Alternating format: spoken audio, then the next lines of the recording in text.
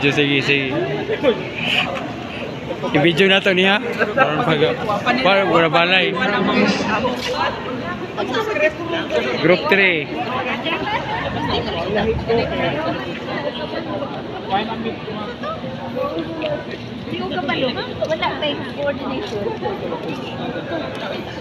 Hello, sir. Tommy.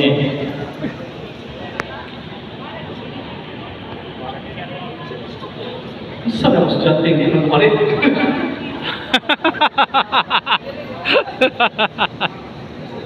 Mau na to. Huwag na.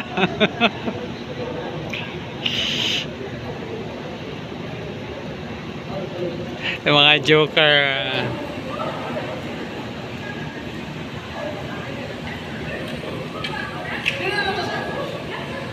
Taas na. Para klaro sa kamera.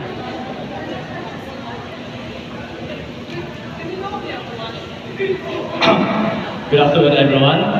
Ibig sa taas namin, we have to settle down because we have a lot of students. So, mapahiyoksanon mi, dili na namin mag-present.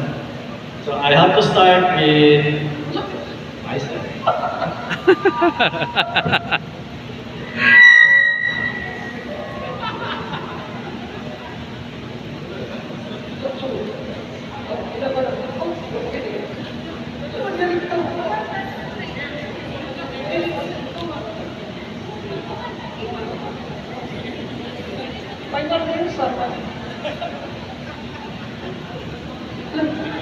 May magsugod na tabay. Kimpang mo ko niya akong listo. Kimpang yun.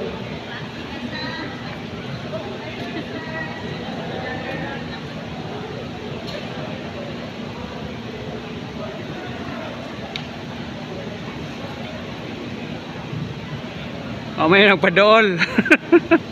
Wala yung mapadool eh, sir. Hadlock. Si sir na yung padool. Good afternoon, everyone.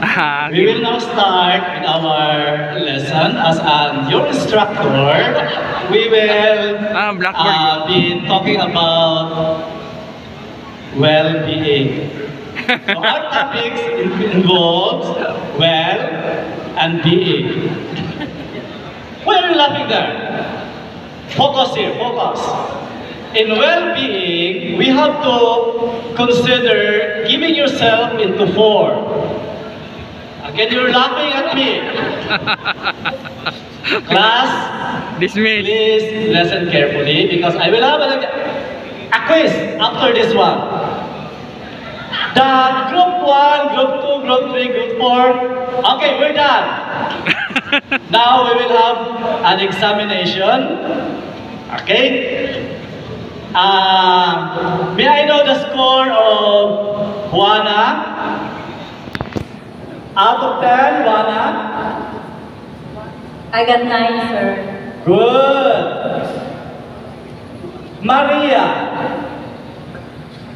I got 1, sir. 1. Ah, my goodness.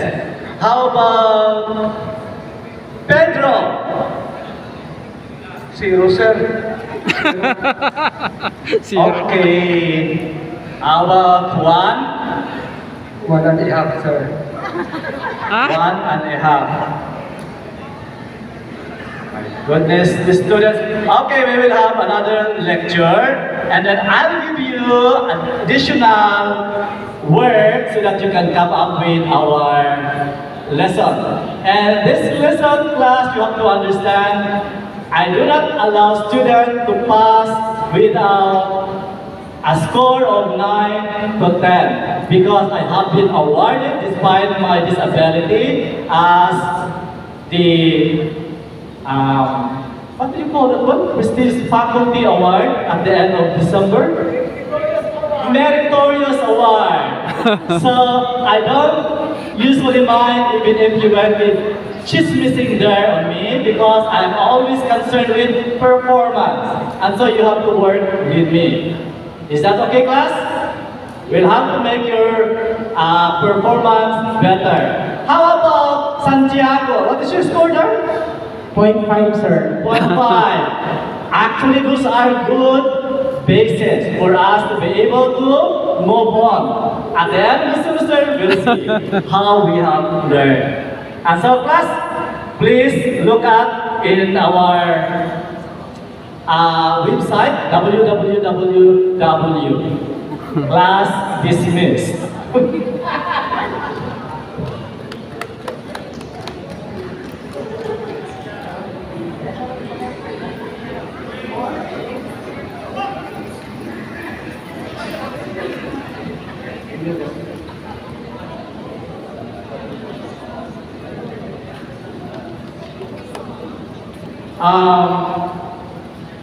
Actually, just for clarification, we're just trying to illustrate a picture with a kind of schizophrenic, paranoid tendencies, who always thought that his students are backbiting him, especially because he has a disability, and this disability could be one of those things that could actually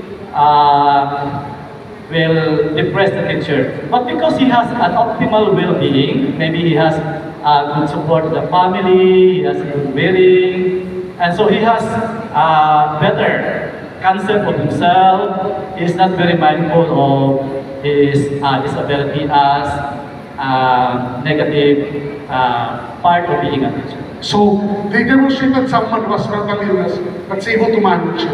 I think we are pressed for time. Let us go to group 4.